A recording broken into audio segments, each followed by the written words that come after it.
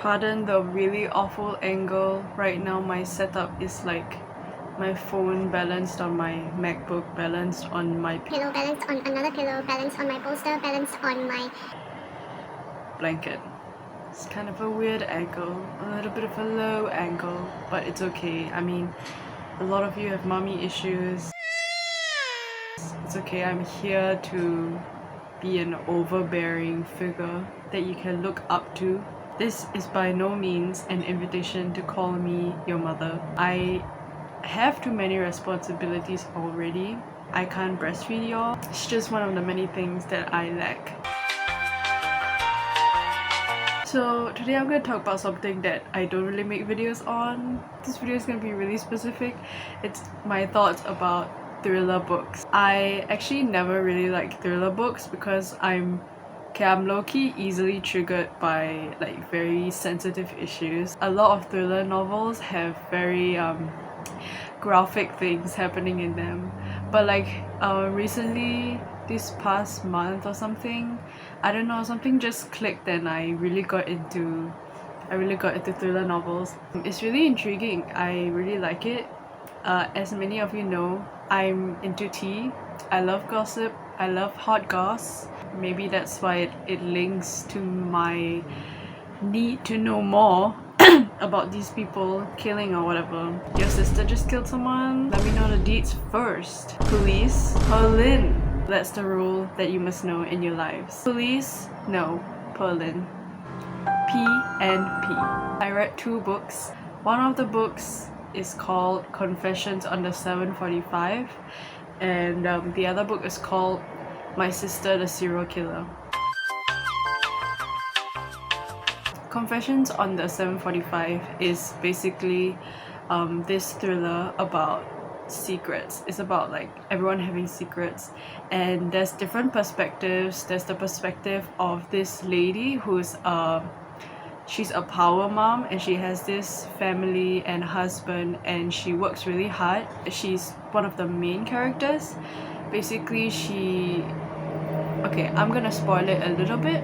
She catches her husband cheating on her with the nanny, and then she sees this woman on the train, which is a 745 train, and this woman is really intriguing to her because she talks about a lot of issues that are happening in her life as well. So she's like, oh, we're actually quite similar, but she actually starts to get creeped out because she's like, it's a little too similar. Like, it's basically about their secrets, and then there's a perspective of the nanny, the husband.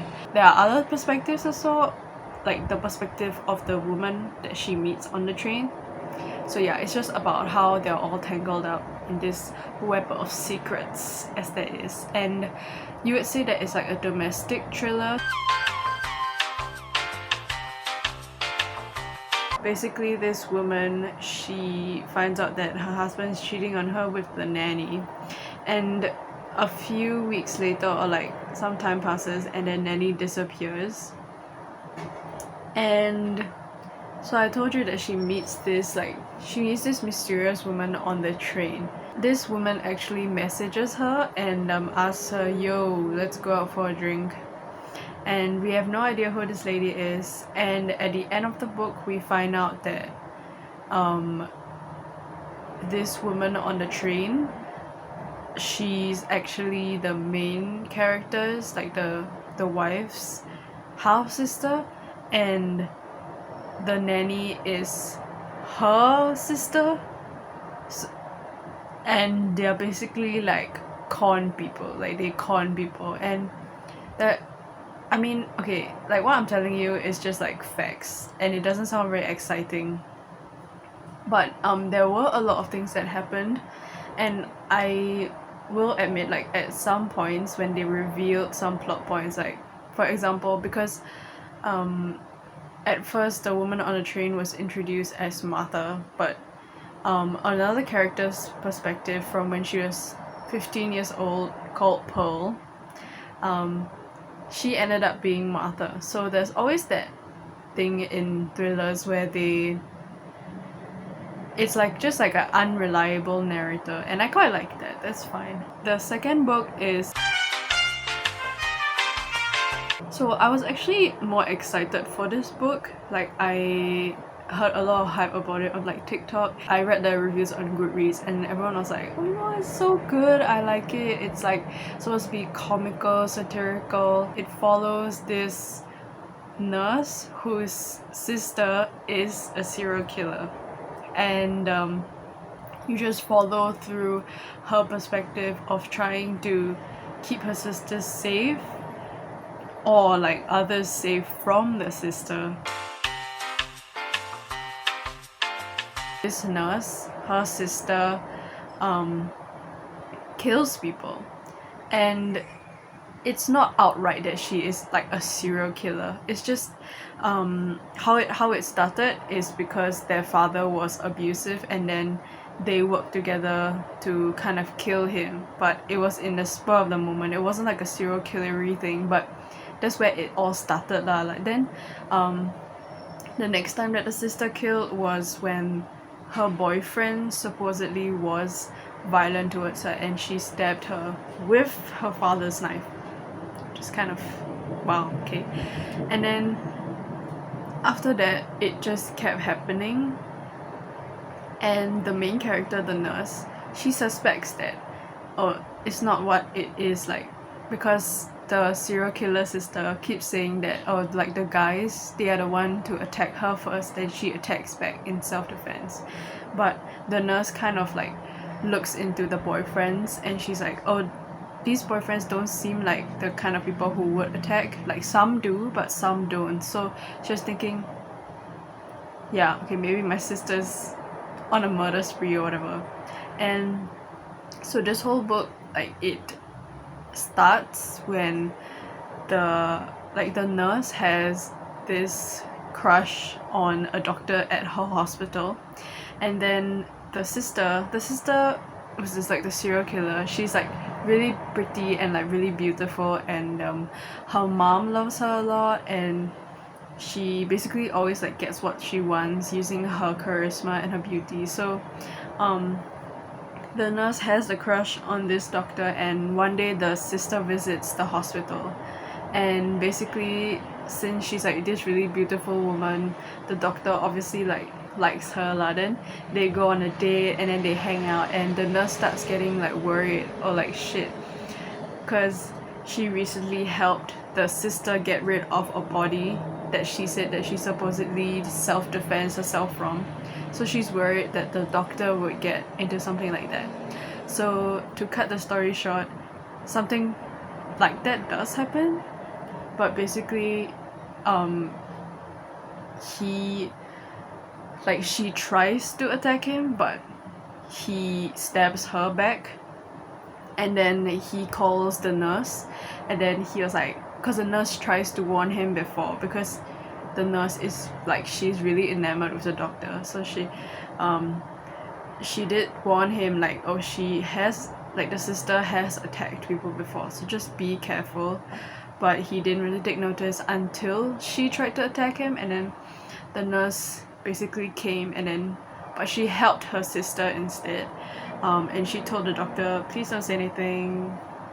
Yeah, and he just didn't, like, I don't know, like that part was really weird. But after that there was like this whole thing where they accused the doctor of being the one who attacked her first.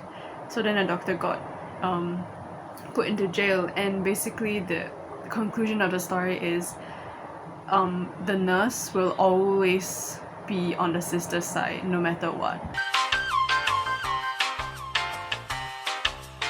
I want to talk about these two books today is because after I read both of them, I felt so underwhelmed, and that brought me to the conclusion that having thrilling aspects in the book does not make it thrilling or like exciting or like scary or like, whatever that they were trying to go for. Okay, Confessions on the 745, there was like a disappearance, and then there was like murder and stuff.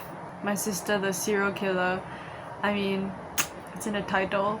It had a really good hook, but it just didn't live up to it. I mean, I was so disappointed because I thought that I really thought that they would turn the tables on us and the nurse would be the one who kills the sister or something, like something unpredictable or like unhinged. I really like that, but I guess I was expecting too much violence, and it really didn't give me anything.